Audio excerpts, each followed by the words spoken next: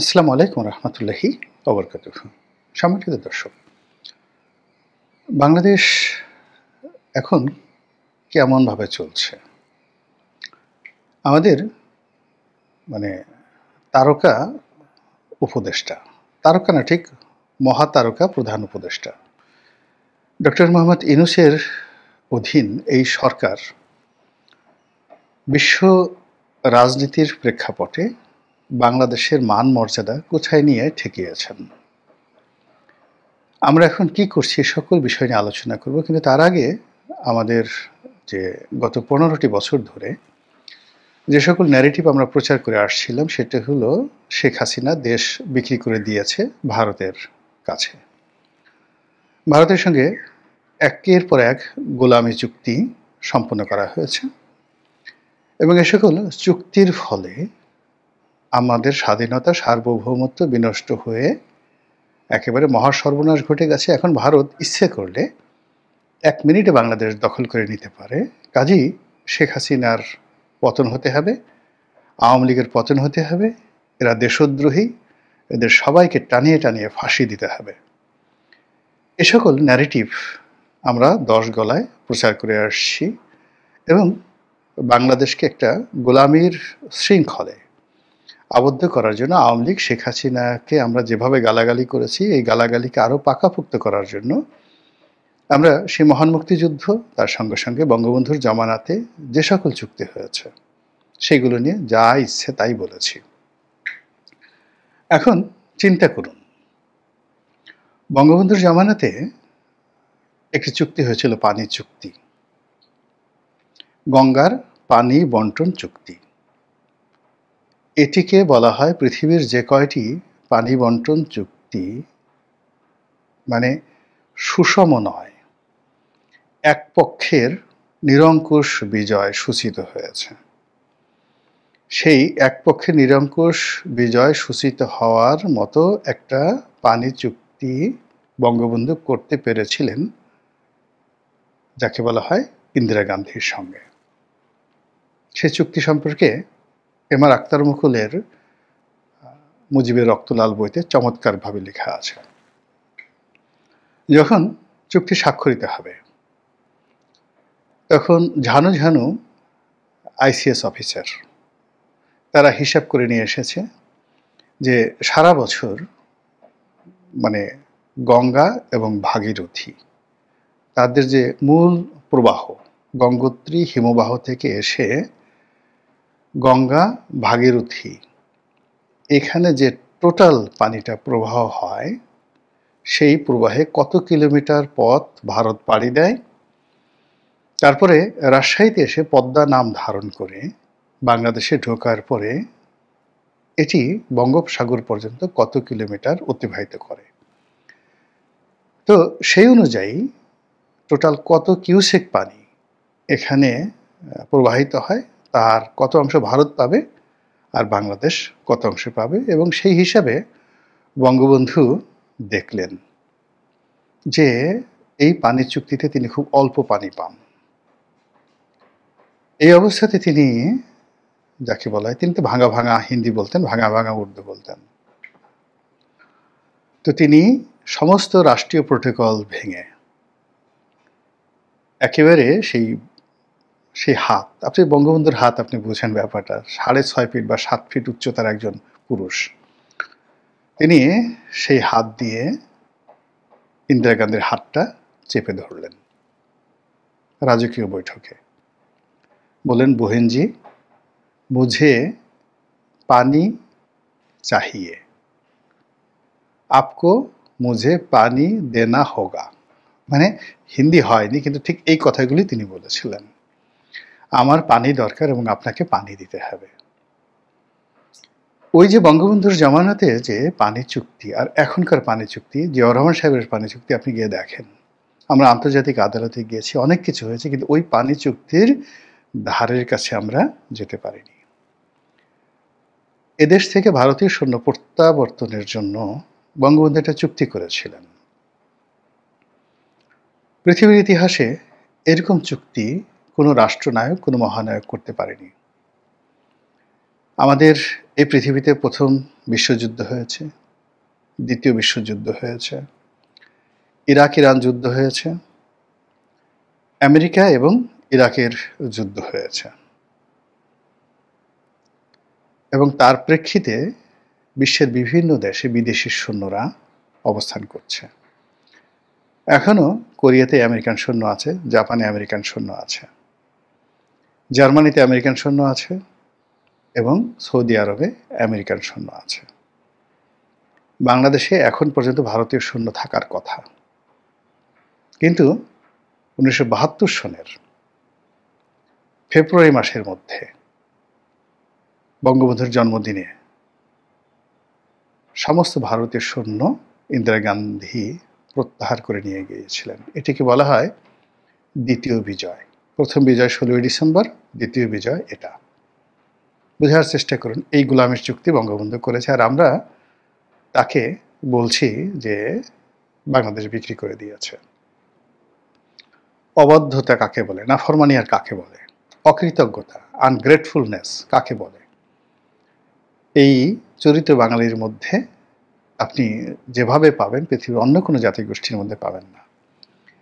শেখ হাসিনার জামানাতে কি গোলামি চুক্তি হয়েছে? আচ্ছা, সবচেয়ে বিতর্কিত যে চুক্তি, সেটি হলো আদানির কাছ থেকে বিদ্যুৎ কেনা। আচ্ছা, এখন এই সরকার কেন আদানির কাছ থেকে বিদ্যুৎ কিনছে? কেন এই বিদ্যুৎ চুক্তি তারা বাতিল করছে না? কেন আদানির সাথে যে রেট আছে সেই রেটটাকে এখন আমাদের যে বিদ্যুৎ উৎপাদন আমরা বাংলাদেশ থেকে কিনছি, পিডিবি উৎপন্ন করছে, তারপর কয়লা ভিত্তিক, গ্যাস ভিত্তিক যা কিছু আমরা বিদ্যুৎ উৎপন্ন করছি, তার চাইতে আদানির কাছ থেকে আমরা যে বিদ্যুৎ কিনছি, ঝাড়খণ্ড থেকে, মানে বিহারের ঝাড়খণ্ড থেকে সেই বিদ্যুৎ সঞ্চালন লাইনে বাংলাদেশে আসছে, সেই বিদ্যুতের দাম কম না বেশি? একটু খোঁজ নিয়ে দেখেন তো, যে আমাদের এখানে স্থানীয় মুদ্রায় আমরা নিজেরা সরকারিভাবে যে বিদ্যুৎ উৎপন্ন করছি সেটা রেট কত, আর আদানির কাছ থেকে আমরা কত রেট কিনছি। দ্বিতীয় প্রকল্প যেটা হলো এই যে রামপাল প্রকল্প, সুন্দরবনের রামপাল প্রকল্প, কয়লা ভিত্তিক রামপাল প্রকল্প।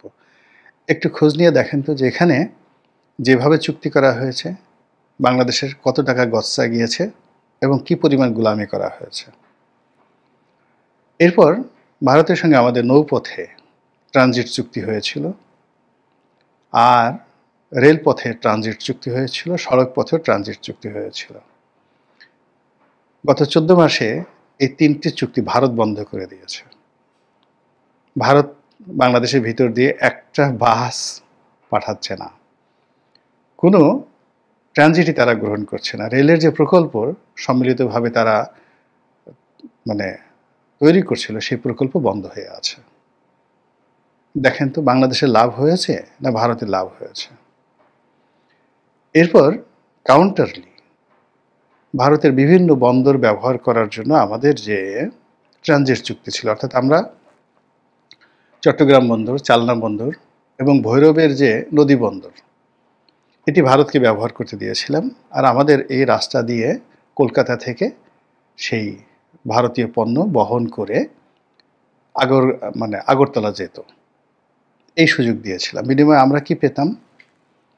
আমরা সেই ভুটান থেকে, নেপাল থেকে পণ্য আনার জন্য কাকর ভিটা হয়ে আমাদের যে ট্রানজিট সুবিধা ছিল সেটা বাদ হয়ে গেছে। ভারতের কয়েকটি বন্দর, হলদিয়া, আপনারা জানেন খুব বিখ্যাত বন্দর হলদিয়া, কলকাতা, নাভাশিভা, এই বন্দরগুলো, সমুদ্র বন্দরগুলো আমরা ব্যবহার করতাম। ইউরোপ থেকে, আমেরিকা থেকে যে সকল পণ্য আসতো, কিংবা ভারত থেকে, এমনকি চীন থেকে যে সকল পণ্য আসতো, তারা ট্রানজিট হিসেবে এই সকল পণ্য আমরা ওই সকল বন্দর এনে ট্রান্সশিপমেন্ট করে বাংলাদেশে কখনো সড়ক পথে, কখনো ছোট ছোট জাহাজে করে চট্টগ্রামে নিয়ে আসতাম বা পানগাতে নিয়ে আসতাম। হাজার হাজার কোটি টাকা আমাদের সাশ্রয় হতো। যেমন ধরুন, দুবাই থেকে যদি আমরা 10,000 টন পণ্য আনতে চাই, তো আমাকে একটা আস্ত জাহাজ ভাড়া করতে হবে, অথবা 10,000 টনের কোনো জাহাজ দুবাই থেকে বাংলাদেশে আসবে না। কিংবা আমরা যদি সেটাকে কন্টেইনার আনি, তাহলে 3 গুণ, মানে একটা কন্টেনারে 20 ফিট কন্টেনারে 15 টন মাল ঢুকবে। 40 ফিট কন্টেনারে ধরুন 28 টন মাল ঢুকবে। তো 1000 টন মাল যদি আমি কন্টেনার আনতে যাই, তাহলে বাল্কের পরিবর্তে কন্টেনার আনতে আমাদের খরচ 3-4 গুণ 5 গুণ হয়ে যায়। তো এক্ষেত্রে ব্যবসায়ীরা যে কাজ করতেন সেটা হলো, যেহেতু বাংলাদেশের ব্যবসা সীমিত, দুবাই থেকে, সাংহাই থেকে, শ্রীলঙ্কা থেকে, কিংবা ইভেন ব্রাজিল থেকে, দূর দেশ থেকে, তো সেখানে ভারতের ব্যবসা অনেক বেশি, সেখানে ফ্রিকুয়েন্টলি জাহাজ আসে। তো কখনো নাভাশিবা পোর্টে আসে, কখনো হলদিয়াতে আসে, কখনো কলকাতাতে আসে। তো এই সমস্ত জায়গাতে বুক দিয়ে তারপরে সেখান থেকে মালামাল সুবিধা অনুযায়ী রেলে করে, ছোট জাহাজে করে, কন্টেনারে করে, প্লেনে করে, এমনকি ট্রাকে করে আমরা বাংলাদেশে ব্যবসা বাণিজ্য করছিলাম। ফলে আপনি গত 14 মাসে আমাদের যে বন্দরের যে ট্রানজিট, এটা রেকর্ড দেখেন যে চট্টগ্রাম বন্দর, মংলা বন্দর, তারপরে বেনাপোল স্থল বন্দর, ভেড়ামারা যে মানে ভোমরা বন্দর যেটা রয়েছে, ভেড়ামারা না ঠিক, যে ভোমরা যে একটা স্থল বন্দর রয়েছে, সেখানে এই বন্দরগুলোতে বাংলাদেশি আমদানিকারকরা কি পরিমাণ পণ্য আমদানি করেছে, আর গত 14 মাসে কোন অবস্থাতে আছে, রাজস্ব খাতে আমরা কত টাকা লস করেছি, ভারত এটা বন্ধ করে দিয়েছে। আমাদের এক্সপোর্ট কার্গো, শুধুমাত্র এই এক্সপোর্ট কার্গোতে আমরা 1000 কোটি টাকার বেশি বছরে লস করেছি গত 1 বছরে। কি করতাম? আমাদের এই যে গার্মেন্টস শিল্প, আমরা আমেরিকাতে এবং ইউরোপে যে এক্সপোর্ট করতাম, তো আমাদেরকে এয়ার শিপমেন্ট করতে হতো। এখন বাংলাদেশ থেকে যদি আমরা এয়ার শিপমেন্ট পাঠাই, এয়ারে করে পাঠাই, তাহলে এটা কখনো সিঙ্গাপুর হয়ে, কখনো দুবাই হয়ে, কিংবা কখনো হংকং হয়ে পাঠিয়ে ওখান থেকে আমরা ইউরোপ বা আমেরিকার ফ্লাইটে দিতাম। এতে যে খরচ পড়তো তার অর্ধেকের চেয়ে খরচ আমাদের কম পড়তো যখন আমরা কলকাতা, মুম্বাই, দিল্লি এ সকল বিমানবন্দরগুলোকে ট্রানজিট হাব হিসেবে ব্যবহার করতাম। এটা ভারত বন্ধ করে দিয়েছে। এটা বন্ধ করে দেওয়ার ফলে আমাদের গার্মেন্টস শিল্পের এখন যে অবস্থা, আপনারা একটু দেখেন যে কি কি গোলামির চুক্তি শেখ হাসিনা ওই জমানাতে করেছিল, আর সেই চুক্তি ভারত এখন বন্ধ করে রেখেছে।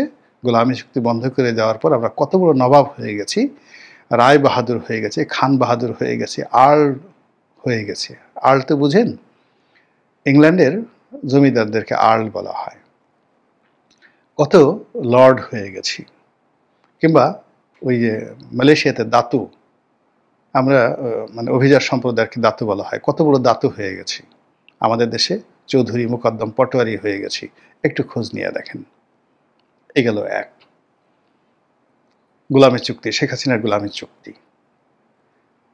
আর এই বর্তমান জমানাতে আমাদের যে বিশ্ব খেলোয়াড়, সেই যাকে বলা হয় ডক্টর মোহাম্মদ ইউনূস, সর্বজনাব জনাবে আলী, মাদ্দা জিল্লুহুল আলী, তো তিনি এই সময়টিতে যে চুক্তিগুলো করেছেন, যেগুলোকে আপনি বাদশাহী চুক্তি বলতে পারেন, রাজকীয় চুক্তি বলতে পারেন, শাহী চুক্তি বলতে পারেন, তো সেই চুক্তির ফলে আমরা চট্টগ্রাম বন্দরকে হ্যান্ডেল করার জন্য, বেশ কয়েকটি টার্মিনালকে হ্যান্ডেল করার জন্য বিভিন্ন বিদেশি কোম্পানিকে আমরা দিয়ে দিয়েছি, রাষ্ট্রকে নয়।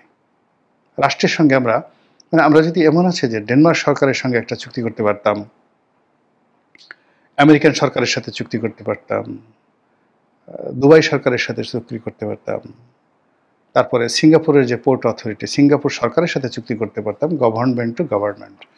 তা না করে আমরা বিভিন্ন প্রাইভেট কোম্পানি, ওই সকল দেশে প্রাইভেট কোম্পানি তাদের সাথে যে চুক্তি করেছে, সেই চুক্তির ফলে আলটিমেটলি বন্দরগুলোর যে ব্যয়, এই মুহূর্তে আপনি দেখবেন যে সাম্প্রতিক সময় 41% ব্যয় বাড়িয়ে দেওয়া হয়েছে। আমরা এখন হস্তান্তর করিনি, আর হস্তান্তর করার পর এই ব্যয় কত পার্সেন্ট বাড়বে আমরা এটা জানি না। এখানে কার কত কমিশন থাকবে, কার কত ঘুষ থাকবে, কি পরিমাণ দুর্নীতি হয়েছে, হয়তো আগামীতে জানা যাবে। কিন্তু আমাদের যে সর্বনাশ, সেই সর্বনাশ কিন্তু আল্টিমেটলি হয়ে গেছে। আমাদের একটি নতুন বন্দর করার জন্য ডেনমার্কের একটি কোম্পানিকে আমরা ৩০ বছরের জন্য লিজ দিয়েছি। ওটার চুক্তি কি? ওটা কিভাবে পরিচালিত হবে? ওটার শর্ত কি? ওটার লাভ কি? ওখানে আমাদের কি কি বাদশাহী খাজানা আসবে? অর্থাৎ আমরা যে জমি দিলাম, আমাদের বন্দর ব্যবহার করার সুযোগ দিলাম, ব্যবসা করার সুযোগ দিলাম, এর বিনিময়ে আমাদের রাজস্ব খাতে কত টাকা আসবে? সরকার পাবে কত টাকা? রাজস্বের বিভিন্ন খাত রয়েছে, ভ্যাট, আয়কর, লেভি এবং সরকারের স্যালামি। যেমন আপনি ইপিজেড, তো ইপিজেডে আমরা জমি দেই, এই জমির জন্য বিদেশি কোম্পানির কাছ থেকে আমরা প্রথমে একটা স্যালামি নেই, তারপর আমরা একটা ভাড়া নেই, তারপরে তারা যে ব্যবসা বাণিজ্য করে তাদের সেই ব্যবসা বাণিজ্যের উপর ট্যাক্স থাকে, আয়কর থাকে, ভ্যাট থাকে, আরও অনেক কিছু থাকে। তো সেই ক্ষেত্রে যে কোম্পানিগুলোকে আমরা চট্টগ্রাম বন্দর দিলাম তাদের সঙ্গে আমাদের এই ট্যাক্সগুলো কী পরিমাণ আসছে এবং তাতে করে আগামী কয়েক বছরে আমাদের জিডিপি কয় % বাড়বে, দেশের রপ্তানি কিভাবে বাড়বে, চট্টগ্রাম বন্দরের ট্রানজ্যাকশন কিভাবে বাড়বে, আমরা কিচ্ছু জানি না। অথচ আমরা বাদশাহী পোশাক পরে রায় বাহাদুর খান বাহাদুর হয়ে বগলে তলোয়ার ঝুলিয়ে আমরা হাঁক দিচ্ছি সুলতান আগিয়া, সম্রাট আগিয়া, খানে খানান রায় বাহাদুর আগিয়া, এরকম আমরা কাজকর্ম করছি, নবাবের মতো হাঁক ডাক দিচ্ছি। এর বাইরে একটা বিশাল আমাদের একটা টার্মিনাল হয়েছে, ঢাকা আন্তর্জাতিক বিমানবন্দরের যে নতুন টার্মিনাল, আপনি দেখলেই দেখবেন আপনার চোখ জুড়িয়ে যাবে। এই টার্মিনালটি এখন বিদেশিদেরকে দেওয়ার জন্য যে অপতৎপরতা চলছে এবং এটি কৌশলগতভাবে বাংলাদেশের হাব, এখানে নৌবাহিনীর কাছাকাছি হেডকোয়ার্টার, এখানে ঢাকা ক্যান্টনমেন্ট, সিভিল এভিয়েশন তো আছেই, আর সামরিক যে বিমানগুলো বেশিরভাগই এই ঢাকা এয়ারপোর্টে থাকে এবং তা আমরা এখন বিদেশিদেরকে দিয়ে দিচ্ছি। মানে সর্বনাশ কাকে বলে, কত প্রকার, কি কি, এটা আগামী দিনে এগুলো নিয়ে আপনাকে মহাকাব্য রচনা করতে হবে। আগামী দিনে এগুলো নিয়ে আপনাকে নতুন ইতিহাস রচনা করতে হবে। এই বাদশাহী আমল এটা লেখার জন্য একসময় যেমন তুজুকি বাবরি, তুজুকি জাহাঙ্গীরি, তারা নিজেরা লিখে গেছেন, সম্রাট জাহাঙ্গীর নিজে লিখেছেন, সম্রাট বাবর নিজে লিখেছেন, কিন্তু তুজুকি ফিরোজ শাহী বংশের যে ইতিহাস সেটি লেখার জন্য খুব বড় বড় ইতিহাসবিদ ছিলেন।